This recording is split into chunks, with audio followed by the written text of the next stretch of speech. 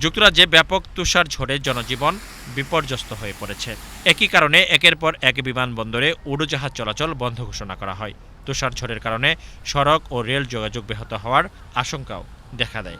আবহাওয়া দপ্তরের পূর্বাভাসে বলা হয়েছে, ওয়েলস এবং ইংল্যান্ডের মধ্য, দক্ষিণ ও উত্তরাঞ্চলে আরও জোরালো তুষারপাত এবং তুষারসহ বৃষ্টি হতে পারে। স্কটল্যান্ডের বড় অংশ, নর্দার্ন আয়ারল্যান্ড, ওয়েলস এবং ইংল্যান্ডের পূর্বাঞ্চলে তুষারপাতের কারণে হলুদ সতর্কতা জারি করেছে আবহাওয়া দপ্তর। ভারী তুষার ঝড়ের কারণে যুক্তরাজ্যের বেশ কয়েকটি বিমানবন্দরে উড়োজাহাজ ওঠানামা সাময়িকভাবে বন্ধ ঘোষণা করা হয়।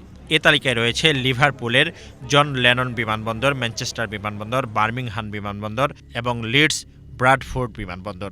এদিকে মার্কিন যুক্তরাষ্ট্রের মধ্যাঞ্চলে শক্তিশালী শীতকালীন ঝড় আঘাত এনেছে। দেশটির আবহাওয়াবিদরা সতর্ক করে বলেছেন, সুমেরু অঞ্চলের প্রবল বাতাস সহ এই ঝড়ের প্রভাবে যুক্তরাষ্ট্রের পূর্বাঞ্চলের অর্ধেক এলাকা গভীর বরফে চাপা পড়তে পারে। 6 কোটিরও বেশি মানুষের বিপজ্জনক ঝড়ে ক্ষতিগ্রস্ত হওয়ার আশঙ্কা রয়েছে।